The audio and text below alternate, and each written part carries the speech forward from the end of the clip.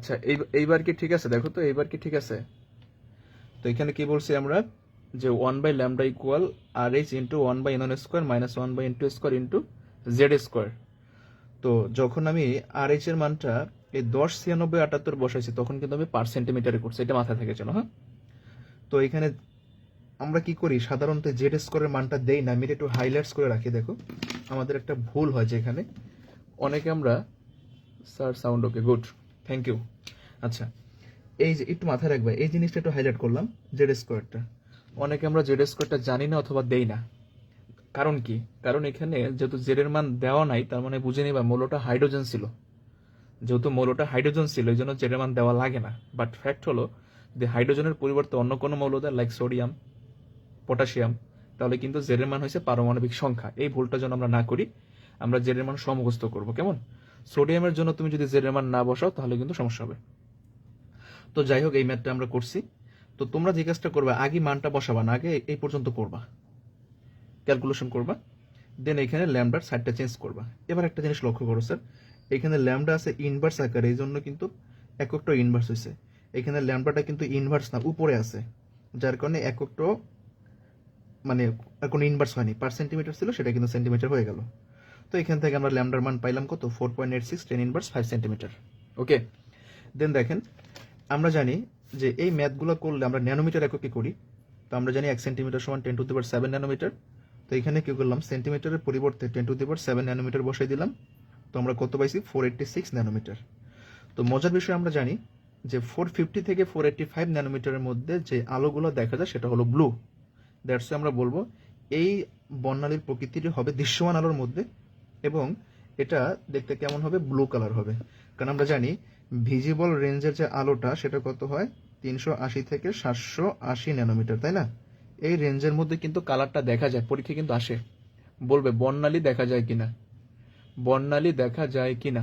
তো বর্ণালী সাধারণত দেখা যাবে দৃশ্যমান আলোর মধ্যে পড়লে 380 থেকে 780 ন্যানোমিটারের মধ্যে হলে।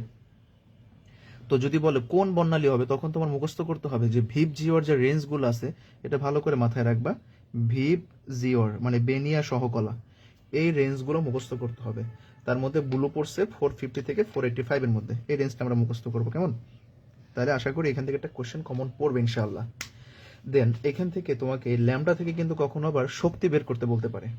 ধরো এই কোশ্চেনটাই তোমার বলছে ইলেকট্রনটি ধাপান্তরে সৃষ্ট বর্ণালীর প্রকৃতি না বললে বললো সৃষ্ট বর্ণালীর শক্তি বের করো। তাই তুমি কি করলা স্যার? আগে ল্যামডার মানটা বের করছো। দেন তুমি কি জানো? আমরা জানি del E is equal H nu, nu সমান কি জানি? C by lambda. আচ্ছা, এবার একটা বিষয় লক্ষ্য করি আমরা, এই যে ল্যামডার মানটা পাইছি, এই ল্যামডার মানটা আমরা এখানে বসাবো। কিন্তু স্যার ল্যামডাটা আছে কোন এককে? ন্যানোমিটারে। তো এটাকে আমার কিসে কনভার্ট করতে হবে? মিটারে, কারণ আমি এসআই এককে করতে চাই। তাহলে ল্যামডাটা তুমি যদি মিটারে কনভার্ট করো, কি লিখবা? 486 ইন্টু, আমরা জানি এখান থেকে জানি কি, দেখো আমরা জানি 1 মিটার সমান 10⁹9 ন্যানোমিটার। তাহলে 1 ন্যানোমিটার সমান কত হবে? 10 ইনভার্স 9 মিটার। তাহলে এখানে তুমি কত গুণ দিবা? 10 ইনভার্স 9 গুণ দিবা। তাহলে কিন্তু এটা মিটারে চলে আসলো আমার। দেখো এটা কিন্তু এখন মিটারে চলে আসছে আমার। যেহেতু মিটারে চলে আসছে, তো তুমি ল্যামডার মানটা এখানে মিটারে বসাবা, আলোর বেগটা কোন এককে বসাবা? 3 ইন্টু 10⁸8 মিটার পার সেকেন্ড এককে বসাবা। আর এইচ এর মানটা কোন এককে বসাবা? এসআই এককে বসাবা। এই স্যার সুন্দর করে আমি লিখে রাখছি, দেখো তোমাদের জন্য। এইচ এর জন্য এইটা হলো এসআই এককের মান, যেটা এসআই সেটাকে আমি হাইলাইটস করে দিলাম। দেখো এইটা হলো এসআই এককের মান। তো এইচ এর মান 6.626 10 ইনভার্স 34, এটা এখানে বসাবা। আলোর বেগ আমরা সবাই জানি যে আলোর বেগ হলো c is equal to 3 into 10⁸8 metre per second, অথবা আমরা যদি সেন্টিমিটারে বলি 3 ইন্টু 10⁻10 সেন্টিমিটার পার সেকেন্ড। তুমি যেহেতু এসআইতে করবা, অবশ্যই 3 ইন্টু 10⁸8 মিটার পার সেকেন্ডে বসাবা। তাহলে কিন্তু আমার অঙ্ক চলে আসলো। কেমন? এটা আমি পারছি। দেন এই যে একটা কোশ্চেন লিখছি খ নম্বরে, এইটা থেকে আমরা 4-5টা কোশ্চেন সলভ করতে পারবো আশা করি। 4-5টা কোশ্চেন সলভ করা যাবে এখান থেকে। কিরকম? ইলেকট্রনটি মানে E2 এর জন্য, E2 ইলেকট্রনটির তৃতীয় কক্ষপথের ব্যাসার্ধ, বেগ, কৌণিক ভরবেগ, শক্তি নির্ণয় করো। তার মানে বোঝা গেল ক খ যদি সলভ করতে পারো, তোমার এই একটা কোশ্চেন তুমি এখান থেকে কমন পাবে ইনশাআল্লাহ। মুস্কান হাসান নূর, থ্যাংক ইউ তোমারে প্রেজেন্ট স্যার, তোমার অ্যাটেন্ডেন্স গ্রহণ করা হলো। আচ্ছা, তো এখন এখানে বলছে ইলেকট্রনটি তৃতীয় কক্ষপথের ব্যাসার্ধ। একটু লক্ষ্য করি স্যার, আমরা ব্যাসার্ধের ফর্মুলা কি? R is equal n square s square 4 pi square m Z a square. তো এখন তুমি কি করবা, এই ম্যাথটা দুইটা এককে করা যায়, এসআইতেও করা যায়, সিজিএসও করা যায়। ভালো করে মাথায় রাখবা, এসআইতেও করা যাবে, সিজিএসও করা যাবে। যদি মেনশন না করে তুমি এসআইতে করো, আর মেনশন যদি করে তখন তো করার কিছু নাই। এই জন্য আমি এখানে মানগুলো লিখে দিলাম। দেখো এইচ এর মান, এই যে যেটা মার্কার করা এটা হলো এসআই এককে, তাহলে এইচ এর মান এসআই এককে এইটা, সিজিএস এককে এইটা। তারপরে ইলেকট্রনের ভরের মান এসআই এককে কেজি, সিজিএস এককে গ্রাম। ইলেকট্রনের চার্জের মান এসআই এককে কুলম, সিজিএস এককে ইএসইউ। তাহলে আপনি কি করলেন, এই ফর্মুলা ইউজ করে মানটা বসাইছেন। এবার অনেকে বলি আমরা স্যার এখানে একটা ঝামেলা হয়, মানটা আমরা বসাইতে পারি না, বসাইলে অ্যান্সার ঠিক মতো আসে না। তো তাদের জন্য যেটা যদি আমরা আলাদা করি, আমি সাউন্ড কি হলো আবার,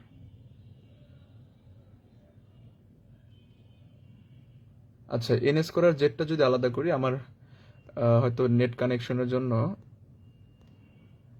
আচ্ছা দেখো স্যার এন স্কোয়ার জেডটা যদি আলাদা করি, আমি এটাকে আমি বোল্ড করলাম, এন স্কোয়ার জেডটা আলাদা করলাম, তাহলে কি পড়ে থাকে H square 4 pi square M E square. এই মানটা তোমরা কোনটা বসাবো একটু ভালো করে নোটিস করবা, আমি কোন মানটা বসাবো, কোন মানটা আমি বসাবো। ওয়ালাইকুম আসসালাম, কি লেখছে লুনেত আরিয়ান নাকি ভাই, তুমি তো কে আমি জানি, তুমি হচ্ছে জান্নাত, কিন্তু তোমার নামটা অনেক কঠিন নাম, এই জন্য আমি নামটা উচ্চারণ করতে পারি নাই। ঠিক আছে, তো থ্যাংক ইউ জান্নাত। তো এন স্কোয়ার জেড এই মানটাকে আমি আলাদা করলাম, এন স্কোয়ার জেড, তাই বাকি রইল H square 4 pi square M E square. তো তুমি কি করবা, এখন এখানে এইচ এর মানটা বসাবা, এম এর মানটা বসাবা, ই এর মানটা, মানে বাকি সব মানটা বসাবা, সিজিএস বসাও, এসআই বসাও, সমস্যা নাই। এই মানটুকু তোমার ফিক্সড আসবে 0.5292। আমি কিন্তু শর্টকাটে বলে দিতেছি, একেবারে ভালো করে খেয়াল করবা, 0.5292। তুমি এসআই এককে বসো, সিজিএস এককে বসো, ইটস ডাজেন্ট ম্যাটার, তোমার এই 0.5292 আসবে। বাট সিজিএস এর মানটা বসালে 10⁻8 সেন্টিমিটার আসে। এখান থেকে একটা আমরা এমসিকিউ পাই, বোরের ব্যাসার্ধ কত, বোরের ব্যাসার্ধ। তো মনে রাখবে এইটা কি বলে, বোরের ব্যাসার্ধ 0.5292 10⁻8 সেন্টিমিটার, এটা হচ্ছে সিজিএস এককে বোরের ব্যাসার্ধ। আর এসআই এককে হচ্ছে 0.5292 10⁻10 মিটার, এটা হচ্ছে এসআই এককে বোরের ব্যাসার্ধ। আশা করি বিষয়টা ক্লিয়ার কিনা, আশা করি বিষয়টা আমরা ক্লিয়ার। তো এখন বিষয়টা হলো আমি কোন এককে নিব, তুমি তোমার ইচ্ছা ভাই, তুমি যে এককে নাও, তুমি সিজিএস এ করতে পারো, এসআই করতে পারো। এখন তুমি কি করবে, এখানে জাস্ট এন এর মান বসাবা, জেড এর মান বসাবা। এখানে কি বলছে স্যার, দেখো তো ইলেকট্রনটি যে কক্ষপথে আছে, দ্বিতীয় ইলেকট্রন কোন কক্ষপথে আছে, 3 নাম্বার কক্ষপথে আছে। তাহলে তুমি কি করবে, এন এর মান 3 বসাবা, আর যেহেতু জেড এর মান মেনশন নাই, দ্যাটস ওয়াই তুমি হাইড্রোজেন ধরে জেড এর মান অন বসাবা। আর শুভম বর্মন, হ্যাঁ big fan sir, thank you ভাই, মোস্ট ওয়েলকাম। আচ্ছা তাহলে এখানে এন এর মান কত বসাবো, 3 বসাবো আর জেড বসাবো। যদি এন এর মান 3 বসাই, তাহলে এখানে যে অ্যান্সারটা আসবে এটা আসবে সিজিএস এককে, এটা কিন্তু আসবে সিজিএস এককে, আর এটা আসবে আমার এসআই এককে। আশা করি বুঝতে পারছি। তো যারা মান নিয়ে টেনশনে থাকে, কনফিউজড থাকে স্যার মান নিয়ে, হ্যাঁ তারা কি করবে আমি কিন্তু বলে দিছি, তুমি এই মানটা মুখস্থ করে ফেলবা, 0.5292 এন স্কোয়ার বাই জেড। এসআইতে সিজিএস হলে 10⁻8 হবে, এসআইতে হলে 10⁻10 হবে। তো তুমি জাস্ট কি করবা, এইচ এর জায়গায় 4 পাই স্কোয়ার, এম এর জায়গায় ই এর জায়গায় মানটা বসাইয়া, তোমার ক্যালকুলেশন করার দরকার নাই, তুমি জাস্ট এই মানটা লিখে দেবা, তাহলে অ্যান্সার কমপ্লিট হয়ে যাবে। হ্যাঁ ওয়ালাইকুম আসসালাম, কি আরবি আরবি নাম লেখে, এটা মনে হয় মাহি নিশ্চয়ই। আর বিষয়টা হলো আপনারা কি বুঝতে পারছেন এই জিনিসটা, এটা কিন্তু তো সহজ জিনিস, কিন্তু হালকা একটু প্যাচ আছে, এই মানটা অনেকে আমরা করতে পারি না। যদি বুঝতে পারি একটু ইয়েস লিখি স্যার, তাহলে আমি একটু সামনে যাব। না বুঝতে পারলে অবশ্য বলবা। এটা কিন্তু আমাদের একেবারে এসএসসি তোমাদের পরীক্ষার্থীদের ফাইনাল সাজেশন, এই কয়টা কোশ্চেন করো ইনশাল্লাহ এখান থেকে কমন পড়বে দেখবা। আচ্ছা তারপরে সেকেন্ড কথা কি বলছে, যে যারা পারি তারপরও তারা দেখো, রিভিশন হয়েছিল আমাদের। তো এখানে কি বলছে, দ্বিতীয় কথা যে ইলেকট্রনটির বেগ নির্ণয় করো। এবার আসো মজার বিষয়, তুমি যে বেগ নির্ণয় করবা, বেগের ফর্মুলা আমি লিখে দিলাম তোকে এখানে স্যার, এইটা হলো বেগের ফর্মুলা, এই জিনিসটা।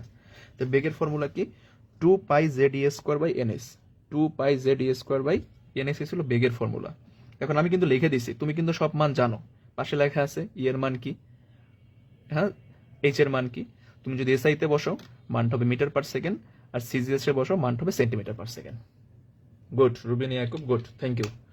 আচ্ছা তাহলে আশা করি আমরা বুঝতে পেরেছি বেগের মানটা। তো এবার আসো কৌণিক ভরবেগের কথা যদি বলে, কৌণিক ভরবেগ, তা কৌণিক ভরবেগের ফর্মুলা কি জানি, এল ইজ ইকুয়াল টু এমভিআর। কৌণিক ভরবেগ মানেই কিন্তু এমভিআর এর মান বের করবা। তো তুমি জানো এনএস বাই টয়েস পাই। এখন তুমি যদি এসআইতে বসাও, তাহলে হবে জুল সেকেন্ড, আর সিজিএস এ বসালে হবে কি আর্ক সেকেন্ড। এখন আমি এককটা কিভাবে বুঝবো ভাই? এখানে আছে কি আমার এন আছে আর 2 পাই আছে, আর উপরে আছে কি শুধু এইচ আছে না, তাহলে এন আর 2 পাই এর তো কোনো একক নাই, এখানে এইচ এর এককটাই মূল কথা। তাহলে এখানে কি হবে? একক হবে জুল সেকেন্ড যদি এসআই এককে করি, আর যদি সিজিএস এককে করি তাহলে হবে আর্ক সেকেন্ড। তাহলে আশা করি আমরা কণিক ভরবেগ করতে পারছি। দেন আসেন লাস্ট কোশ্চেনটা, এখানে বলবে কি শক্তি নির্ণয় করো। 4 নাম্বার কোশ্চেনটা শক্তি নির্ণয় করো। ইলেকট্রনটি যে কক্ষপথে আছে শক্তি নির্ণয় করব। তো শক্তি যে নির্ণয় করব আমরা, এই শক্তি নির্ণয়ের ফর্মুলা কি তাও কিন্তু আমি এখানে লিখে দিছি, দেখো En is equal to minus 2 pi square mz e square mz e to the power 4 by n square s square। এই হলো আমার শক্তি নির্ণয়ের formula. Okay, 2 pi square mz e to the power 4 by n square s square। এবার তুমি যদি মানটা বসো, আমি এই পাশে লিখে দিছি মানটা, এই পাশে একটু লক্ষ্য করি। আজকে ক্লাসটা খুব আমাদের ধামাকা ক্লাস হবে ইনশাল্লাহ, সবাই একটু যুক্ত থাকবা। তো আশা করি কারো সমস্যার কথা না। স্বর্ণ ইসলাম আয়সা, ওয়ালাইকুম আসসালাম স্যার। এই খালি মুখে সালাম দিলইব, চাটা নিয়ে তৈব না, চা বিস্কুট এগুলো তো নিয়ে আসতে হইব। তোমাকে জবা আক্তার জেরিন ওরা কই? হ্যাঁ আচ্ছা, তো এখানে দেখো ইর ফর্মুলা, আমি ওই ফর্মুলা যদি সিজিএস এককের মানগুলো বসাই তাহলে কি হবে? এই মানটা চলে আসবে minus 2.98 10 inverse 11 Z square by N square erg. কারণ আমরা জানি শক্তির একক সিজিএস একক হচ্ছে আর্ক, আর এসআই একক হলো জুল। এখন তুমি আর্ক থেকে জুলে যাবা, আমরা জানি, ভালো করে লক্ষ্য করবা, আমরা জানি এক আর্ক, আর্ক থেকে যদি আমরা জুলে যাই তাহলে লিখতে হবে 10 ইনভার্স 7 জুল। ভালো করে মাথায় রাখবা, এক আর্ক সমান 10 ইনভার্স 7 জুল। প্রীতি দেবনাথ, ওয়ালাইকুম আসসালাম। তোমাদের বাকিদেরকে একটু মেনশন দাও, একটু শেয়ার করে দাও, কার পণ্য করো না, কারণ শিখলে ফ্রেন্ডরা শিখুক। আচ্ছা, তাহলে এইটা হলো জুল এককে আর ওইটা হলো আর্গ এককে। এইবার আমি যেটা মুখস্থ করতে বলি ভালো করে মাথায় রাখবা। তুমি তোমার যদি মেনশন না করে, ধরো তোমার মেনশন করছে এসআই বা সিজিএস, তাহলে তো সমস্যা নেই। আর যদি, কারণ এখানে একক নিয়ে কোনো ঝামেলা হয় না, 10 ইনভার্স 7টা জাস্ট বসাইলে হয়ে যায়। তো তুমি যে কাজটা করবা, তুমি একটা মান মুখস্থ করো শুধু। কোন মানটা মুখস্থ করবো স্যার? ধরো তুমি মুখস্থ করছো 2.18 10 ইনভার্স 11 আর্গে মুখস্থ করছো, কেমন? এই মানটা শুধু মুখস্থ করছো যে মাইনাস 2.18 10 ইনভার্স 11 মাইনাস 2.18 10 ইনভার্স 11। আচ্ছা, তো মাইনাস 2.18 10 ইনভার্স 11 যদি আমি এই মানটা মুখস্থ জানি, তাহলে এই মানটা কোন এককে? আর্গ এককে। জাস্ট ওইখানে কি করবা, জেড আর এন বাদে বাকি মানগুলো বসাবা, তাহলে কিন্তু জেড স্কোয়ার এন স্কোয়ার এই মানটা আমাদের আলাদা থাকবে। এবার তুমি তো জেড এর মান জানো, হাইড্রোজেন হলে 1, অন্য কেউ হলে সেটা বসবে, আর এন এর মান তো তুমি জানো। তাহলে এই এককে করলে মানটা হবে আর্গ।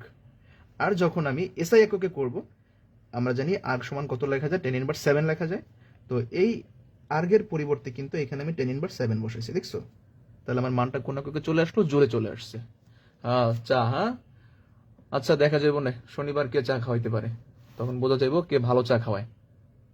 চার লগে আবার টানি এইসব মনে করা। আচ্ছা, এটাকে বুঝতে পারছি। এটা বুঝতে পারলে একটু বলি, এইখানে আমরা অনেকে ভুল করি। অ্যাটলিস্ট আমি এইখান থেকে একটা কোশ্চেন কিন্তু পরীক্ষা পাবই, এখানে লিখে রাখো, নিচ্ছে এখান থেকে একটা 10 মার্কের কোশ্চেন পরীক্ষা আসবে। তো এই টপিকসটা বুঝছি কিনা আমাকে একটু কাইন্ডলি ইনফরমেশন করো। যদি বুঝি একটু ইয়েস লিখি, যারা পরে অ্যাড হয়েছে সমস্যা নাই, পিছনে একটু টাইনা দেখবা, তাহলেই পারবা। আর আমার ওয়াইফাই তো খুব বাজে, দেখা গেছে যে কোনো সময় এটা লস কানেকশন হয়ে যেতে পারে, দ্যাটস আমি একটু তাড়াতাড়ি করতেছি। আচ্ছা, পরের কোশ্চেন দেখো, গ নম্বরে কি বলছে? ইলেকট্রনটির জন্য 4টা কোয়ান্টাম সংখ্যার সেট। আমি জানি তোমরা অনেকে পারো, তারপরে একটু দেখবা কোশ্চেনটা। ইলেকট্রনটির জন্য, আচ্ছা ভাই কোন ইলেকট্রন? ইয়নের জন্য। ইয়ন কই আছে রে ভাই? 4 নম্বর কক্ষপথ আছে। এটার জন্য 4টা কোয়ান্টাম সংখ্যার সেট আমরা করতে চাই, সবাই পারি। তারপর আমি বলছি, আমি যেটা করাই দিছি এইটা তুমি যদি করতে পারো, তোমার যত কোশ্চেন দিবে এই কোশ্চেন আশা করি সমস্যা হবে না। এটা লক্ষ্য করছে। ইলেকট্রনটির জন্য 4টা কোয়ান্টাম সংখ্যার সেট। তো তুমি প্রথমে কি লিখবা? প্রধান কোয়ান্টাম সংখ্যা। আমি অ্যাটলিস্ট এইটা জানি কোয়ান্টাম সংখ্যা হলো 4টা। একটা হলো প্রধান কোয়ান্টাম সংখ্যা, একটা সহকারী কোয়ান্টাম সংখ্যা, একটা চুম্বকীয় কোয়ান্টাম সংখ্যা, একটা স্পিন কোয়ান্টাম সংখ্যা। এই 4টা কিন্তু আমি জানি। স্যার আমি আনবো নে চা, বিকজ এটা চাচারা আর কিছুই রান্না করতে পারি না। যারা রান্না করতে না পারো তাদের জন্য কেমিস্ট্রি আনফোল্ড পক্ষ থেকে একটা দারুণ একটা সুখবর আছে। বাজারে দেখবা জিঞ্জিরাতে অনেক সুন্দর সুন্দর রেস্টুরেন্ট আছে, তোমরা চাইলে স্যারে অর্ডার করে খাইতে পারো। আর বাসা তো চিনো, একেবারে দেখবা ডেলিভার বয় যারা আছে তারা আমার বাসার সামনে দিয়ে যাবো। তোমরা মন খারাপ করো না, ঠিক আছে? তোমরা মন খারাপ করো না, স্যারের না খাইতে পারলে তোমরা অর্ডার করে স্যারের খাইতে পারবা, রান্না করার দরকার নেই কষ্ট করে। হ্যাঁ চয়নিকা, তুমি এই সূত্রটা অ্যাপ্লাই করতে পারো। আচ্ছা, তাহলে কোয়ান্টাম সংখ্যা কয়টা স্যার? 4টা জানি। প্রধান কোয়ান্টাম সংখ্যা, সহকারী কোয়ান্টাম সংখ্যা, চুম্বকীয় কোয়ান্টাম সংখ্যা, স্পিন কোয়ান্টাম সংখ্যা। আচ্ছা, এবার স্যার আমার কিছু আমি কিছু পারি না, লামিয়া নিতু। আচ্ছা, যদি ক্লাস না পারি একটু প্রথম থেকে টাইনা দেখবো, আশা করি এটা করলেই তোমার কাভার হয়ে যাবে। তোমার আর ওয়ান শট সিকিউ আর এমসিকিউ দেখার দরকার নাই, এটা করলে ইনশাল্লাহ কাভার হয়ে যাবে।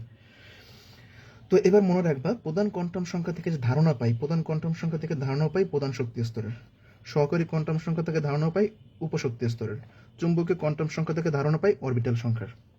তাহলে কিন্তু আমার আর মুখস্থ করা লাগলো না।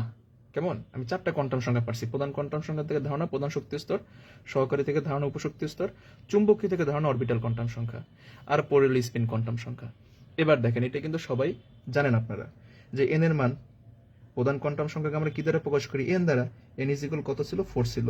4 মানে কত? কে এল এম এন, এন কক্ষপথ। আমরা জানি যতটা শক্তি স্তর থাকে ঠিক ততটা উপশক্তি স্তর থাকে। 4টা শক্তি স্তর, 4টা উপশক্তি স্তর থাকবে। তুমি কি করলা? 4টা দাগ দিলা। কেমন? আর আমরা জানি এন এর মান যত হয় এল এর মান ঠিক তত হয়। এটা কিন্তু এল এর মান, এল এর মান ঠিক ততটা হবে। এন এর মান 4টা, এল এর মানও কয়টা হবে? 4টা হবে। এটি লিখলাম 0 1 2 3। বাট কখনোই এন এর মান এল এর চাইতে বড় হইতে পারবে না, ভালো করে মনে রাখবা। কি বললাম? এন যত এল তত, কিন্তু এন এল এর চাইতে ছোট হইতে পারবে না, এন অলওয়েজ বড় হবে। তাহলে এখানে এন এর মান সর্বোচ্চ 4, এল এর মান কিন্তু 4 হবে না, 3 হবে। বাট এন 4টা, এলও 4টা, 1 2 3 4। ওকে, এবার উপশক্তি স্তর 0 কে আমরা কি দ্বারা প্রকাশ করি? এস দ্বারা, 1 কে পি দ্বারা, 2 কে ডি দ্বারা, 3 কে এফ দ্বারা। চুম্বকীয় কোয়ান্টাম সংখ্যা, চুম্বকীয় কোয়ান্টাম সংখ্যা এম, এই এমটা ডিপেন্ড করে এল এর উপর। এমটা ডিপেন্ড করে কার উপর? এল এর উপর। এল যত এম তত। এবার চিন্তা করো স্যার, এম এর মান, এল এর মান 0, তাহলে এম এর মান কত হবে? আমি এখানে লিখে দিলাম এল এর মান 0, তাহলে এম এর মান কত হবে? প্লাস মাইনাস এল, তাহলে 0ই হবে, এই জন্য এখানে 0 হয়েছে। তারপর আমরা জানি এল এর মান 1, তাহলে এম এর মান কত হবে?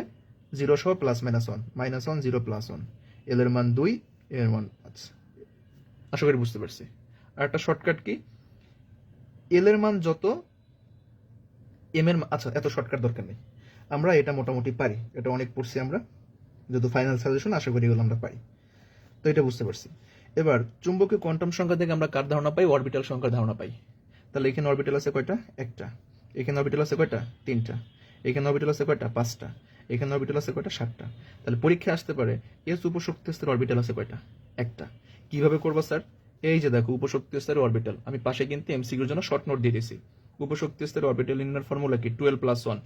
যেহেতু বলছে তোমার এস উপস্তরে কয়টা অরবিটাল আছে, তাই তুমি কত বসাবা? এল এর মান কত বসাবা? 0 বসাবা। এরকম দেখা যায়, বুঝলাম না। এল এর মান কত বসাবা?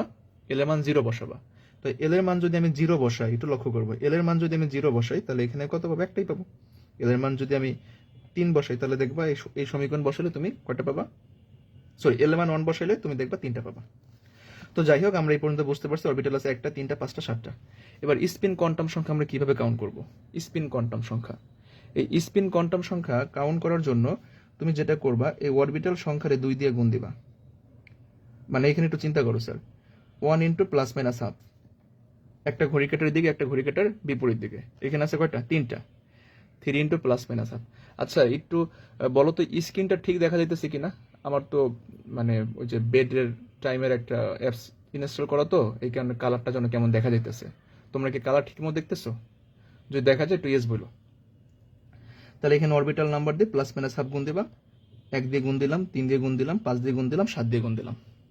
ওকে, আচ্ছা, এবার সবার শেষে শক্তি স্তর ইলেকট্রন আছে কয়টা? আমরা জানি শক্তি স্তর ইলেকট্রন নির্ণয়ের ফর্মুলা হলো 2n²। সেই ফর্মুলা বসাইছি, 32 হয়ে গেল। এবার তোমার পরীক্ষায় আসে কিন্তু যে ওই n = 4 এর জন্য মোট অরবিটাল সংখ্যা নির্ণয় করো। তাই তুমি এইটা যদি করতে পারো, সব অ্যান্সার চলে আসতেছে। হ্যাঁ, গুড। তাই নিচে স্যার দেখো আমি কিন্তু লিখে দিছি টোটাল অরবিটাল আছে কয়টা? 7 5 3 1 যোগ করলাম 16টা হয়েছে। এইটুকু যদি করে দিতে পারো সে ভাই, একেবারে 4 এ 4 পাবে, 3 এ 3 পাবে, কোনো যদি কিন্তু না। এবং এটা পরীক্ষা আসার সম্ভাবনা এবার আছে, এটা পরীক্ষা আসার সম্ভাবনা আছে। এটা তো বুঝতে পারছি আশা করি।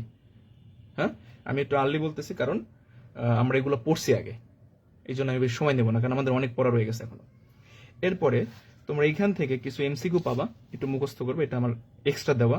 যদি কখনো বলে শক্তি স্তরে মোট অরবিটাল সংখ্যা কত, উপশক্তি স্তর অরবিটাল সংখ্যা কত, মনে রাখবা শক্তি স্তর বললে এন আসবে আর উপশক্তি স্তর বললে এল আসবে। তাহলে শক্তি স্তরে মোট অরবিটাল সংখ্যার ফর্মুলা কত, এন স্কোয়ার। 4 নম্বর শক্তি স্তরে কয়টা অরবিটাল আছে, 4 4 16টা। এখন যদি বলে ইলেকট্রন আছে কয়টা, ইলেকট্রন থাকে অরবিটালের দ্বিগুণ, তাই 2 গুণ দিবা, হয়ে গেল 32টা। উপস্তর অরবিটাল, উপস্তর মানে এল আর শক্তি স্তর মানে এন। তো উপস্তর অরবিটাল বলছে 12 + 1, ইলেকট্রন আছে কয়টা, 2 দিয়ে গুণ দিবা। আমরা যে বলি এস উপস্তরে একটা অরবিটাল, এখানে এল এর মান 0 বসে দেখবা আসলে একটা আছে। আমরা যে বলি পি উপস্তরে 3টা অরবিটাল থাকে, এল এর মান 1 বসে দেখবা 3টা আছে। আশা করি বুঝতে পারছি, নিশ্চিত থাকো এখান থেকে এমসিকিউ আমাদের পরীক্ষা আসে। তো তোমরা চাইলে আমি পরবর্তীতে এমসিকিউ ক্লাস যদি চাও সেটার ব্যবস্থা করে দেবো, সমস্যা নেই। আচ্ছা, নেক্সট কোয়েশ্চেন দেখেন। পরের কোয়েশ্চেনটা কি, যে এখানে বলছে ক্যালসিয়ামের শেষ ইলেকট্রন দেওয়ার জন্য পাউলির বর্জন নীতি প্রয়োগ করো। এটা আমরা সবাই জানি, কিন্তু এই যে ক্যালসিয়াম, লাইভটি একটু শেয়ার করে দিই। হ্যাঁ, আমরা একটু নিজেদের আইডিতে একটু শেয়ার করে দিই, যাতে যাদের একটু ফাইন্যান্সিয়াল প্রবলেমও আছে তারাও যেন দেখে উপকার হইতে পারে। এমবি রিফাত, ওয়ালাইকুম আসসালাম। স্যার এতক্ষণ পড়ালি কেন রে ভাই? হ্যাঁ, তোগুলো বাকিগুলো কই? না গার্লফ্রেন্ড লাগে মেসেজ টেসেজ করে টইরা কথাবার্তা বলা শেষ হয়েছে, যে এখন পড়ার সময়, এই জন্য এখন আসছো? তোমাদের তো আগেই বলছি 9:30 ক্লাস। তো তোমাদের ফ্রেন্ড যারা আছে, হাসিব, সিয়াম, বাকি যারা আছে ওদের সবাইকে মেনশন দিয়ে দাও আর একটু শেয়ার করে দিও আইডিতে, কেমন? আচ্ছা, তো ক্যালসিয়ামের শেষ ইলেকট্রন দেওয়ার জন্য পাউলির বর্জন নীতি প্রয়োগ করতে বলছে। তাহলে এই যে ক্যালসিয়ামের শেষ ইলেকট্রন দেয় মানে S2, এই দুইটার জন্য আমার পাউলির বর্জন নীতি প্রয়োগ করতে হবে। তো আমি কি করলাম দেখো, এই যে ক্যালসিয়ামের 4s2 এর বিদ্যমান ইলেকট্রন দেওয়ার জন্য পাউলির বর্জন নীতি প্রয়োগ করব। এখন আমি একটু শর্টকাটে লিখছি, তোমরা তো জানো পাউলির বর্জন নীতি কি, যে প্রত্যেকটা অরবিটালে সর্বোচ্চ 2টি ইলেকট্রন থাকবে এবং 2টি ইলেকট্রনের জন্য 4টা কোয়ান্টাম সংখ্যার মান কখনো একই হতে পারবে না। কি লিখছে সিফাত তরি? আচ্ছা, একটা অরবিটালে সর্বোচ্চ 2টি ইলেকট্রন থাকবে এবং 2টি ইলেকট্রনের জন্য 4টা কোয়ান্টাম সংখ্যার মান কখনো একই হতে পারবে না। যদি হয় তাহলে তার ইলেকট্রন আর সেপারেট করা যাবে না। এবার আসো স্যার, আমরা তো বলছি 4s2, তাই না? তাহলে এই হলো ফার্স্ট ইলেকট্রন, এই ফার্স্ট ইলেকট্রন জন্য দিলাম E1, সেকেন্ড ইলেকট্রনের জন্য দিলাম E2। তো 4টা কোয়ান্টাম সংখ্যার সেট, এই নিলাম কোয়ান্টাম সংখ্যা। তো বলো এখানে n এর মান কত, 4, l এর মান কত, s এর জন্য 0, আর m ডিপেন্ড করে l এর উপর, l যত m তত হয়, তাই না? কারণ আমরা তো জানি m সমান কি লিখি স্যার, আমরা লিখি m সমান প্লাস মাইনাস l, শূন্য সহ প্লাস মাইনাস l লিখি আমরা। তাহলে এখানে m এর মানও 0 হবে, যেহেতু first electron plus half, second electron minus half. আমার মনে বলতেছে এই কটা করলেই তোমরা একটা কোশ্চেন কমন পাবা ইনশাল্লাহ। আমি প্রয়োজনে যেগুলো লিখে রাখছি এগুলো আমার গ্রুপে শেয়ার দিয়ে দেবো, তোমরা প্রয়োজনে এটা ডাউনলোড করে নোট হিসেবে দেখতে পারো। এই কটা প্যাটার্ন করো, ইনশাআল্লাহ আমাদের একটা 10 মার্কের কোশ্চেন চলে আসবে এর মধ্যে। তারপর আসো আমাদের সেকেন্ড প্যাটার্ন 2তে, নমুনা প্রশ্ন 2। এখানে কি বলা হয়েছে স্যার, AI2 এর দ্রাব্যতা মোল পার লিটার ও গ্রাম পার লিটার এককে বের করো। দেখো পরীক্ষা কোশ্চেন যে এইটা আসবে এটা কিন্তু আমি বলতেছি না, এই প্যাটার্নের কোশ্চেন আসবে, মান চেঞ্জ করে দেবে, কেমন? হুবু যেটা দেবে এমন হুবু নাও দিতে পারে, এই প্যাটার্নে অন্য কোশ্চেন দিতে পারে আমাকে। তো এখানে বলছে AI2 এর দ্রাব্যতা, ভালো করে লক্ষ্য করবা, দ্রাব্যতা যদি বলে তাহলে এই দেখো তো স্যার এখানে কি দেওয়া আছে, KSP দেওয়া আছে। আবার বলছে মোল পার লিটার ও গ্রাম পার লিটার এককে দ্রাব্যতা বের করো। আচ্ছা, এবার একটু লক্ষ্য করেন, এই যে মিস্টার দ্রাব্যতা এরকমই লিখবে একেবারে যেরকম সাজিয়ে দিছি। ধরি AI2 এর দ্রাব্যতা S মোল পার লিটার, তাহলে একটু এখানে ইকুয়াল দিয়ে লিখতে পারো চাইলে। হ্যাঁ, AI2 এর দ্রাব্যতা S মোল পার লিটার, তাহলে AI2 নিম্নরূপে বিয়োজিত হয়। এখন আমরা যা এইটা অনেকে ভাঙাইতে পারি না, অনেক লজ্জার জন্য বলতে পারি না, আমরা যোজনী অনেকে জানি না বা অনেকে জানি। তো যারা জানি না তারা মনে রাখবা যোজনী যেহেতু বিনিময় হয়, এর যোজনী 2, আর যখন ভাঙাই দিবা যোজনীটা মাথায় চার্জ হয়ে যায়, যে প্রথমে থাকে সে থাকবে প্লাস, যে শেষে থাকবে সে হলো মাইনাস। ফর এক্সাম্পল একটু লক্ষ্য করো, A2B3, এটাকে যদি ভাঙাই তাহলে কি লিখবো স্যার, প্রথমটা হবে প্লাস, নিঃসন্দেহে প্লাস, পরেরটা হবে মাইনাস। তাহলে ওর যোজনী 3, তাহলে এটা মাথায় চলে যাবে 3 প্লাস, ওর যোজনী 2, এটা ওর মাথায় চলে যাবে 2 মাইনাস। এবার সমতা দেখো তো হয়েছে কিনা, হয় নাই কিন্তু, এখানে চার্জ আছে 3টা, এখানে আছে 2টা, তাহলে ওর চার্জ দিয়ে ওরে গুণ দিবা, ওর চার্জ দিয়ে ওরে গুণ দিবা, সমতা ক্লিয়ার? আচ্ছা, এবার লক্ষ্য করো স্যার, তাহলে আশা করি এটা আমরা ভাঙাইতে পারছি। যেহেতু আমি ধরে নিয়েছি AI2 এর দ্রাব্যতা S মোল পার লিটার, তাহলে এখানে আমি কি করলাম, এটা ধরলাম S, এটা ধরলাম S, এটা ধরলাম 2S। ওকে, তাহলে আমি কিন্তু ফর্মুলা জানি, A2 প্লাস সমান S, আর যেহেতু সূচকের নিয়ম আমরা কিন্তু এটা মোটামুটি পড়ছি, কেএসপি কেমনে করতে হয়, এইটা লিখবা ইনটু এইটা লিখবা, লিখছি, এখানে পিছনের সহগ যেটা সেটা মাথা চলে গেছে। এবার এ টু প্লাসের মান এস, আর আই মাইনাসের মান ধরছি আমরা কত ধরছি 2s, 2s এখানে বসে দিলা, চলে আসলো 4s কিউব। তাহলে তুমি এখন এস এর মানটা বের করবা। এখানে আমি যে মানটা করছি আমি বুঝতে পারছি মানটা একটু আমার করা ভুল হয়েছে। কেন ভুল হয়েছে? কারণ দেখো এই ম্যাথটা কি প্রসেস ঠিক আছে, প্রসেস এইভাবে করতে হবে। এস কিউব লিখছি না, কেএসপির আগে তুমি 4 দিয়ে ভাগ করবা, কেএসপির আগে 4 দিয়ে ভাগ করবা, তাহলে যেই মান আসবে তারে তুমি কিউব করবা। ঠিক আছে, আমি একটু তোমার সাজাই দিই বিষয়টা, একটু লক্ষ্য করবা। তোমার আগে এইভাবে করতে হবে। এখানে দেখো S cube is equal to K S P by 4, এটা করলে একটা মান আসবে। তারপরে তুমি কি করবা, এই টোটালটাকে ঘনমূল করবা, কে এস পি বাই 4। আশা করি আমরা বুঝতে পারছি কোথায় ভুলটা হয়েছে, আমি 1/4টা আলাদা করছি, কেমন? আচ্ছা, তাহলে এই পর্যন্ত আমার কিন্তু হয়ে গেল। ধরো তুমি এস এর মান এটা পাইছো, কেএসপির মান যা আছে তা দিয়ে যদি করি এস এর মানটা আমার মোল পার লিটার হয়ে যাবে। তো আমাকে যদি গ্রাম পার লিটার বের করতে বলে আমরা জানি আণবিক ভর দ্বারা গুণ করতে হবে, তাহলে গ্রাম পার লিটার চলে আসবে। এখানে দুইটা কোশ্চেন আসতে পারে, আর এক্সট্রা কোশ্চেন কিরকম, তোমার শুধু বলতে পারে যে এ টু প্লাসের দ্রাব্যতা বের করো অথবা এআই টু এর দ্রাব্যতা। আমি তো এআই টু এর দ্রাব্যতা ধরে নিলাম এস মোল পার লিটার, এই টুটা পারছি। বাট আমাকে যদি এ টু প্লাসের কথা বলতো তাহলে কি করতাম? এখন তাকাও স্যার, এ টু প্লাসের সাথে এস আছে কয়টা? একটা। তাহলে এআই টু এর দ্রাব্যতাও যা, এ টু প্লাসের দ্রাব্যতাও তাই। এখন যদি বলতো আই মাইনাসের দ্রাব্যতা কত, তাহলে আই মাইনাসের জন্য এখানে এস এর সাথে কত গুণ আছে? 2 গুণ আছে। ওর দ্রাব্যতা বের করতে হলে এখানে আবার তোমার কিন্তু 2 গুণ দিতে হইতো।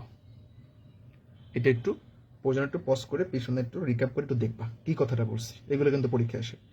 তারপরে দেখো পরের কোশ্চেন কি বলছে, ACl2 যোগ করা AI2 এর দ্রাব্যতার পরিবর্তন হবে কিনা।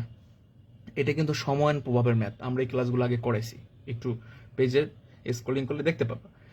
এটা হচ্ছে AI2 এর দ্রবণ। যখন কখনো দেখবা বাইরে থেকে বলছে যে অমুককে যোগ করা হয়েছে 0.1 মোল 0.2 মোল, বাইরে থেকে আমি যোগ করছি।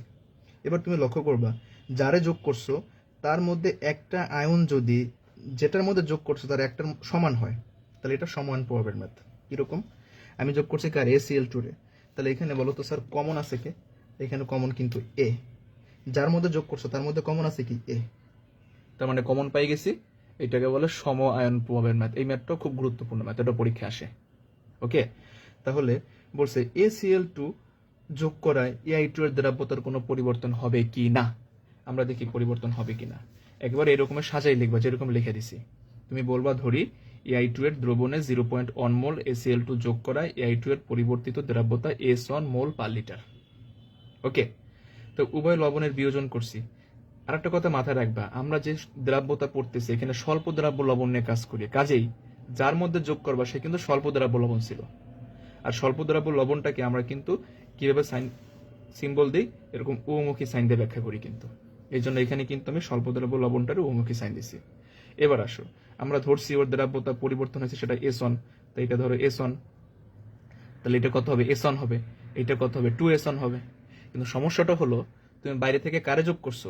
ACl2 রে যোগ করছো। যখন তুমি ACl2 যোগ করছো বলো তো সেটা কত যোগ করছো? 0.1 মোলার যোগ করছো। তাহলে আমি বলতে পারি ACl2 এর মধ্যে কি কি আছে বলো তো স্যার। এটা তোমরা আবার লিখবা না, এটা আমি জাস্ট বোঝানোর জন্য বলতেছি। ACl2 যদি 0.1 মোল যোগ করছো তাহলে এখানে 0.1 আসছে, এখানে কত আসছে? 2 ইন্টু 0.1 আসছে এক্সট্রা, তাই না? তাহলে টোটাল এর দ্রাব্যতা কত হলো, এর মোল সংখ্যা কত হলো? আগে ছিল S1 আর এখন এর জন্য পাইছে 0.1, তাহলে এখানে কত লিখবো? S1 প্লাস 0.1 লিখবো। আমি আর একবার ফ্ল্যাশ ব্যাক দিয়ে দেখো, তুমি কি করছো? AI2 এর মধ্যে ACl2 যোগ করছো, তাহলে AI2 কে ভাঙে আমি এটা পাইছি, তাই না? আমি তো বলে নিছি AI2 এর দ্রাব্যতা S1 মোল পার লিটার, তাহলে এইটা S1, এইটা S1, এটা 2S1। এবার ওর মধ্যে যোগ করছো তুমি কারে ভাই? ওর মধ্যে যোগ করছো 0.1 মোল ACl2। তাহলে ACl2 রে যখন ভাঙছো এটা কিন্তু সবল তড়িৎ বিশ্লেষ, সেই জন্য এটাকে একমুখী সাইন দিছি। তাহলে A2 প্লাস লিখছে, 2 ইন্টু Cl-1 লিখছে। এটা কেমন লিখছে এটা আমরা জানি, যেহেতু ওর 0.1 মোল আসছে তাহলে এইখানে কত আসবে? 0.1, এখানে আসবে 2 ইন্টু 0.1। তাহলে যেহেতু আমার টোটাল দ্রবণে দুইটা আয়ন কমন হয়ে গেল, দেখো কোন আয়নটা কমন হলো স্যার? এই আয়ন দুইটা আমার কমন হয়ে গেছে, এই আয়ন দুটো কমন হয়ে গেছে। তাহলে উপরের জন্য ওর দ্রাব্যতা পাইছে S1 আর নিচেরটার জন্য ওর দ্রাব্যতা পাইছে 0.1, সেটা আমি এখানে বসে দিছি। S1 plus 0.1। আশা করি বিষয়টা বুঝতে পারছি আমরা। তাহলে এবার লিখছি কি, যেহেতু A2 প্লাস সম আয়ন, তাই A2 প্লাসের ঘনমাত্রা S1 প্লাস 0.1 এবং I মাইনাসের ঘনমাত্রা 2S1 মোল পার লিটার আমরা ধরলাম। তাহলে এখন আবার কেএসপি মেথড অনুসরণ করো। তাহলে এইটা গুণ দিবা, পাওয়ারটা মাথায় চলে গেল। এবার জাস্ট মানগুলো বসাইছি, ক্যালকুলেশন করছি। আশা করি এই পর্যন্ত বুঝতে কারো সমস্যা হবে না, ইনশাল্লাহ এই পর্যন্ত পারবা। এবার একটা সমস্যা, এই সকল ম্যাথগুলো যখন করবা তখন তুমি দেখবা একাধিক বড় বড় ঘাত পাবা, যেমন কিউব, 4, 5, 6 এরকম ঘাত পাবা। যেহেতু S1 এর মানটা খুবই ছোট, তো আমরা সবসময় কি করব, বড় ঘাতগুলো বাদ দিব, বড় ঘাত বাদ দিয়ে পাই, বড় ঘাত বাদ দিব। কেন বাদ দিব? কারণ S1 এর মানটা অনেক ছোট, তার উপর পাওয়ার করলে আরো ছোট হয়। তো এখানে আছে a স্কয়ার, এখানে আছে কিউব, যদি আরো থাকতো 4, 5, 6 সবগুলো তুমি বাদ দিতে, শুধুমাত্র ছোটটা নিবা। এই জন্য আমি শুধু S2টা নিছি। এবার আমি S2 এর মানে এই যে 2 ঘাত নিলাম, এখান থেকে S1 এর মানটা বের করছি, মোল পার লিটার পাইছি। তাহলে তুমি দেখবা আগে যে দ্রাব্যতা পাইছি, এখানে আমার ক্যালকুলেশন করা একটু ভুল হয়েছে, এর জন্য আমি অ্যাবসলিউটলি সরি। তো এইখানে যে দ্রাব্যতা পাইছো, দেখবা এই দ্রাব্যতার চাইতে এই দ্রাব্যতার মানটা অনেক কম হবে। তার মানে বোঝা গেল কি, সম আয়নের ফলে দুর্বল তড়িৎ বিশ্লেষের বিয়োজন মাত্রা হ্রাস পায়।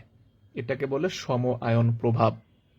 তোমাকে বলতে পারে যে বাইরে থেকে যখন তুমি কোন একটা মৌল যোগ করছো, তাহলে আগের মৌলের দ্রাব্যতা হ্রাস পাইছে, এই হ্রাস পাওয়ার কারণটা ব্যাখ্যা করো।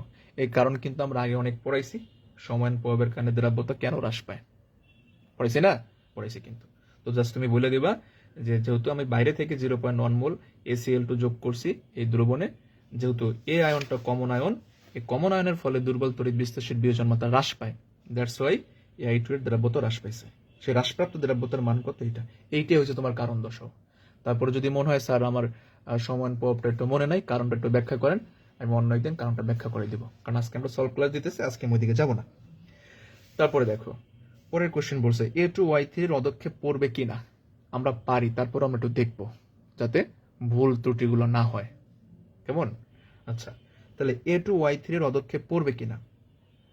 A2Y3 এর অদক্ষেপ, তো তুমি এখানে যেটা মাথায় রাখবা, আমার কার কথা বলছে স্যার, A2Y3 এর কথা বলছে। অবশ্যই যার কথা বলছে তার কেএসপি দেওয়া আছে, দেখো এই যে সুন্দর করে তার কেএসপির মানটা দেওয়া আছে।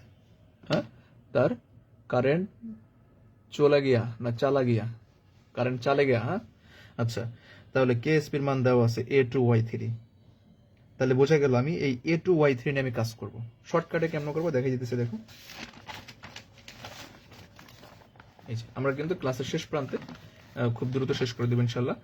তুমি কি করবা, যেহেতু বলছো অদক্ষেপ পড়বে কিনা, তাহলে তুমি লিখবা কি, এই দুইটা মিশ্রণের বিক্রিয়া। দেখো স্যার লিখছি কিন্তু A2B3 ও X2Y এর মিশ্রণের বিক্রিয়াটা কেমনে করবো। অনেকে আমরা এই বিক্রিয়াটা করতে পারি না, 4 মার্ক তো, হালকা একটু ভুল হলে কিন্তু মার্কটা চলে যাবে। দেখো বিক্রিয়াটা কেমনে করবা, এইটা করার জন্য তোমার ফার্স্ট কাজ হয়েছে তুমি আগে আয়নটার চার্জটা ভাঙবা।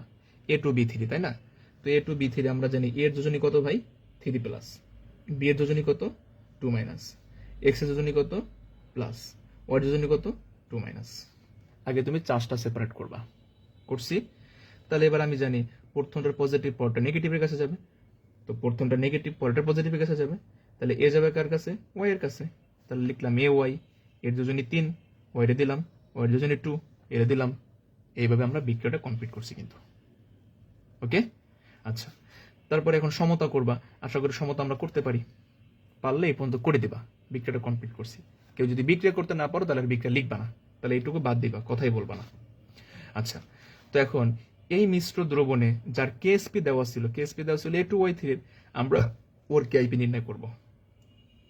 এবার তুমি যে কেআইপিটা নির্ণয় করবা, তুমি দেখবা যে কেএসপি কার দেওয়া আছে, A2Y3 না, এই এ আছে কোন পাত্রে, এ আছে 1 নং পাত্রে, ওয়াই আছে কয় পাত্রে, 2 নং পাত্রে। তাহলে আমি এই 1 নং পাত্র থেকে এ এর ঘনমাত্রা বের করতে চাই, এই জন্য আমি লিখছি, দেখো 1 নং পাত্রের জন্য A2B3 এর বিয়োজন করছি। আমরা জানি ওর যোজনী 3 প্লাস, ওর যোজনী 2 মাইনাস। তাই ভাঙলে কি হয়, যার যার মাথায় 4 চলে যায়, গেছে।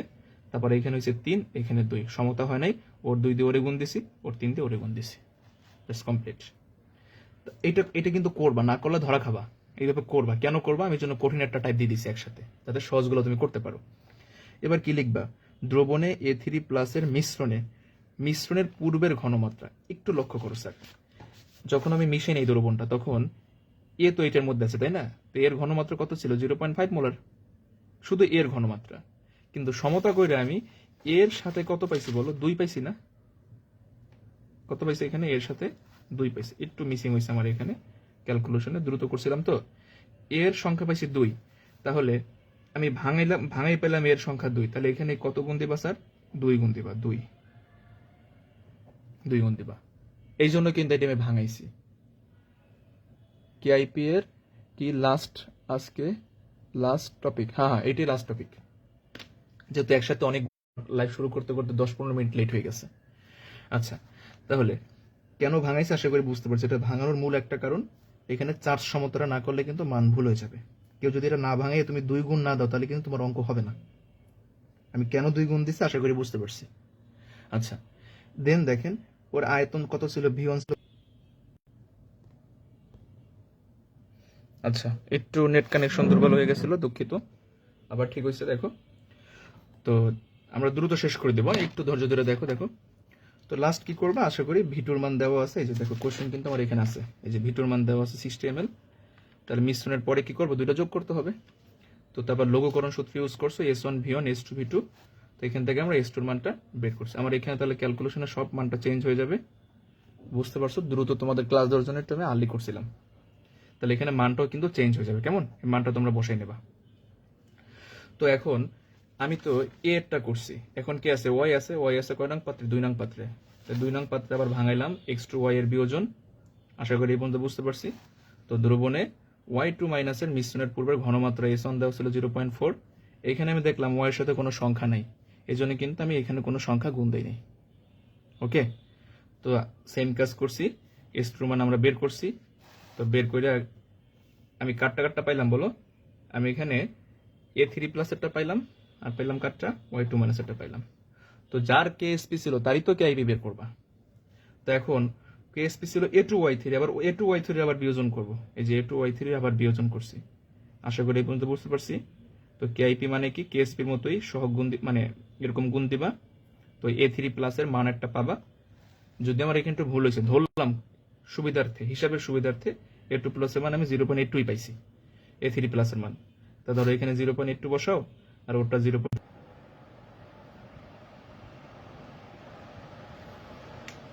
আচ্ছা, বারবার আমার নেট ফল করতেছে, তো এই জন্য একটু সমস্যা হইতেছে।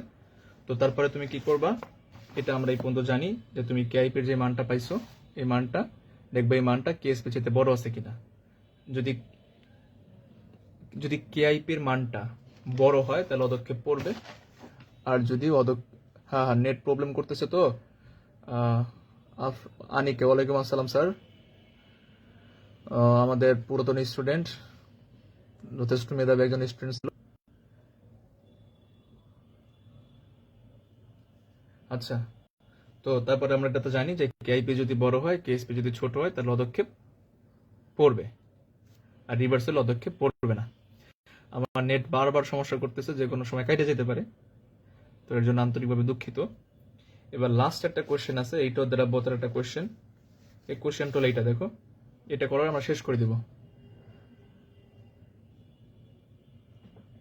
আচ্ছা, এবার দেখো sir, question C. 25 degree Celsius তাপমাত্রা দ্রাব্যতা দেওয়া আছে 30 গ্রাম, 50 ডিগ্রি সেলসিয়াস তাপমাত্রা দ্রাব্যতা আছে 60 গ্রাম। পটাশিয়াম ক্লোরাইডটা আমাদের লবণ, এই লবণের 250 গ্রাম দ্রবণ দেওয়া আছে।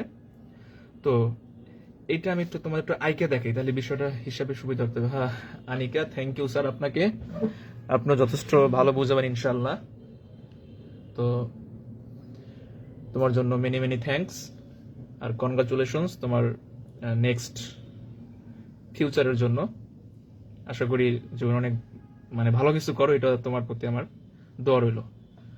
আচ্ছা, তো দেখো এখান থেকে আমি একটু শর্টলি যদি বলি, ধরো এখানে একটা পাত্র দেওয়া আছে, এই পাত্র তুমি এখানে হিট দিছো, কেমন হিট দিছো। তো এখানে কত কত গ্রাম ছিল বলো? লবণটা 250 গ্রাম ছিল, 250 গ্রাম ছিল। এটাকে হিট দেওয়ার পরে আমি দ্রবণটাকে নামাইলাম। তো আগে যখন হিট দিছে তখন তাপমাত্রা ছিল 50 ডিগ্রি সেলসিয়াস, তো তখন ছিল 50 ডিগ্রি সেলসিয়াস। তো তারপরে যখন নামাইলাম তখন তাপমাত্রা হয়ে গেল 25 ডিগ্রি সেলসিয়াস। তাহলে এখানে বলছে ওই যে 50 ডিগ্রি সেলসিয়াস তাপমাত্রায় যে দ্রবণটা ছিল ওইখান থেকে তুমি 25 ডিগ্রিতে শীতল করছো, কত গ্রাম দ্রব ক্লাসিত হবে? এই ক্লাস ওনের স্যার বুঝতে পারছি। আচ্ছা, আমার এটা আর কি নেটে খুব যথেষ্ট ডিস্টার্ব করতেছে, তো কথা কাইটা কাইটা যায় হয়তোবা। আমি আমি বেশি না, 2 মিনিটের মধ্যে টপিকটা একটু আর্লি শেষ করে দেবো, একটু মনোযোগ দিবা। ক্লাস ওয়ান বলতে আমরা কি বুঝি? ধরো একটা কঠিন পদার্থ তুমি কি করবা? তাপ দিবা। তাপ দিলে ওইটা একটা অদক্ষেপ পড়ে নিচে। এটা একটু লাইভে মানে অফলাইনে ভালো বোঝানো যাইতো। যাই হোক, আমি এইভাবে একটু দেখাই দিই বিষয়টা। তো তোমার যেহেতু এই ম্যাথটা পরীক্ষা অনেক আসে, তো আমরা কি করলাম, যে ধরো এখানে আমি হিট দিছি, ওর দ্রবণ ছিল 250 গ্রাম, তখন তাপমাত্রা ছিল 50 ডিগ্রি সেলসিয়াস এবং তার দ্রাব্যতা ছিল 60 গ্রাম। তো যখন শীতল করছি 25 ডিগ্রি সেলসিয়াস, তখন ওর দ্রাব্যতা হয়েছে 30 গ্রাম। তো বলছে 50 থেকে যখন তুমি নামাইছো তখন কত গ্রাম দ্রব্য ক্লাসিত হবে? 12 শর্টলি যদি আমি বলি, ধরো তুমি দুধ জাল দিবা, সেমাই পাকাবা, দুধ জাল দিবা। তো দুধ জাল দিবা, তুমি কি করলা? 1 লিটার দুধ নিলা বা 2 লিটার দুধ নিলা। তোরে হিট দিতেছো, হিট দিতেছো, হিট দিতেছো। হিট দেওয়ার পরে তোমার লাস্টে দুধ যে রইলো মনে করো কতটুকু? 500 গ্রাম রইলো বা 700 গ্রাম রইলো। তাহলে বাকিটুকু কি আমার ওয়েট লস হয়ে গেছে না? ওয়েট কিন্তু লস হয়ে, আমরা ধরলাম হিসেবের সুবিধার্থে বাকিটুকু চলে গেছে। তাহলে আছে কতটুকু? মানে বাকিটুকু পানি ছিল, ওটা বাষ্পীভূত চলে গেছে। 2 কেজির মতো থেকে 2 লিটার থেকে আমার 1300 গ্রাম ধরে চলে গেছে, আছে 700 গ্রাম। তাহলে এই ক্লাস ওয়ানটা হচ্ছে 700 গ্রাম, 700 গ্রাম আমার ক্লাসিত অবস্থা আছে। তো আমরা এটা কি করলাম দেখো, 50 ডিগ্রি সেলসিয়াস তাপমাত্রায় দ্রাব্যতা বের করবা। এই টাইপের ম্যাথ যদি আসে তো বড় তাপমাত্রা ধরবা, ওই তাপমাত্রায় দ্রাব্যতা বের করবা S1। ফর্মুলা আমরা জানি M1 × 100 ভাগ M - M1। তো এই ফর্মুলা ইউজ করে আমরা M1 এর মানটা বের করব। M1 হচ্ছে 50 ডিগ্রি সেলসিয়াস তাপমাত্রায় দ্রবের ভর। দ্রব তো বুঝি আমরা, ধরো তুমি চিনির শরবত বানাবা, তাহলে চিনিটা হচ্ছে দ্রব আর দ্রাবক হচ্ছে পানি। তো দ্রব আর দ্রাবক মিলা হয় দ্রবণ। দ্রবণে যার পরিমাণ কম তাকে বলি দ্রব, যার পরিমাণ বেশি তাকে বলি দ্রাবক। তাহলে এমন হলো দ্রবের পরিমাণ। আর এম হইলো বড় হাতের এম হইলো মোট দ্রবণ। মোট দ্রবণ ছিল 250 গ্রাম। ওই 250 গ্রামের মধ্যে 50 ডিগ্রি সেলসিয়াস তাপমাত্রা M1 ছিল 93 গ্রাম। আশা করি বিষয়টা বুঝতে পারছি। আমার এখানে দ্রবণটা ছিল কত বলো? 250 গ্রাম। তার মধ্যে 50 ডিগ্রি সেলসিয়াস তাপমাত্রায় ওইখানে কতটুকু দ্রব্য ছিল, সেই দ্রব্যটুকু আমরা বের করছি M1 এর মানটা। M1 এর মানটা আমরা এই ফর্মুলা ইউজ করে বের করছি। তাহলে দ্রাবক আছে কতটুকু, মানে পানি আছে কতটুকু? তাহলে দ্রবণ থেকে যদি আমি দ্রবটা বাদ দিই, দ্রাবক চলে আসে না বলো? এই যে দ্রবণের মান, এই হলো দ্রবের মান, বাদ দিলাম। তাহলে আমি বলতে পারি ওই 50 ডিগ্রি সেলসিয়াস তাপমাত্রা দ্রাবক ছিল 156 গ্রাম, আর বাকিটুকু ছিল দ্রবের পরিমাণ। দুইটা মিলে হয়েছে টোটাল দ্রবণের পরিমাণ। ওকে, তাহলে এখন 25 ডিগ্রি সেলসিয়াস তাপমাত্রা শুধু শীতল করছি, ওই তাপমাত্রা আবার আমি M2 মান বের করতে চাই। তাহলে বোঝা গেল দুই তাপমাত্রায় তুমি প্রথম তাপমাত্রা M1, পরের তাপমাত্রা তুমি M2 বের করবা। তাহলে এখন যে তুমি M2 বের করবা, তোমার S2 এর মান দেওয়া আছে কেমন, কিন্তু আমি তো দ্রাবকের মান তো জানি না। এই জন্য প্রথম 50 ডিগ্রি সেলসিয়াস তাপমাত্রা আমি দ্রাবকের মানটা বের করে নিছি। সেই দ্রাবকের মানটা আমি এইখানে বসাইছি, এই যে M - M1 এ বসাইছি। বসানোর পরে সাইড চেঞ্জ করে M2 এর মান বের করছি। তাহলে আগে M1 এর মান পাইছি 93, এখন M2 এর মান পাইছি কত? 62। দুইটা বিয়োগ করছি, পার্থক্য চলে আসছে। আচ্ছা, এটা কি বুঝতে পারছি? এটি আমাদের আজকে লাস্ট ক্লাস, লাস্ট টপিকস। এটা বুঝছো কিনা একটু বলো। এই কোশ্চেনটা কিন্তু পরীক্ষায় আসে, ইদানিং অনেক আসে কোশ্চেনটা পরীক্ষায়। যদি ক্লিয়ার না থাকে আমি আরেকবার বলবো এবং আমি শেষ করে দেবো আজকের মতো। হ্যাঁ স্যার। আচ্ছা, নতুন করে আমাকে একটু জানো স্যার, এটা বুঝতে পারছি কিনা। যদি বুঝতে পারি একটু বলো আমারে। আচ্ছা, আমি হালকা একটু জাস্ট আর তোমাদের কাছ থেকে মাত্র 2টা মিনিট টাইম নিব। দেখো, ধরো তুমি কি করছো, তোমারে তাল মিশ্রির কথা বলি আমি, বা কপার সালফেটের কথা বলি, বা আয়রন সালফেটের কথা বলি আমি। ধরো তোমার আয়রনের কিছু কাঁচা লোহা দিছে, তো তুমি লোহাটারে কি করছো? আয়রন, তার সাথে দিছো সালফিউরিক অ্যাসিড H2SO4। কি পাইছো তুমি? আয়রন সালফেট পাইছো, তাই না? এই আয়রন সালফেটের সাথে কিছু গ্লাস পানি থাকে। এটা হলো ধরো যতটুকু গ্লাস পানি থাকে, 7 অণু থাকলে এটাকে আমরা বলি গ্রিন ভিট্রিয়ল বলি। আমার তো খেয়াল নাই 7 অণু পানি হবে এটা মেবি, এটাকে আমরা গ্রিন ভিট্রিয়ল বলি। তো যখন তুমি মনে করো এই গ্রিন ভিট্রিয়লটা বানাইতেছো, তাপ দিতেছো, মানে বানাইছো, ধরো তখন তোমার এটা ছিল 250 গ্রাম। একটু ভালো করে বোঝো, এই টোটাল দ্রবণটা ছিল 250 গ্রাম। তো এই 250 গ্রামের মধ্যে দ্রব্য ছিল কতটুকু, মানে লোহা ছিল কতটুকু, সেই লোহাটা আমি বের করতে চাই। যে 250 গ্রামের লোহার ভর ছিল কত, সেই লোহার ভরটা ছিল মনে করো M1, দ্রবের ভরটা। তাই তুমি M1 এর মানটা যদি বের করতে পারো, তো যখন তাপ দিছো, তাপের পরে কিছু পানি চলে গেছে, তো আমরা বুঝতে পারি পরের তাপমাত্রায় আমি আবার M2 বের করতে চাই।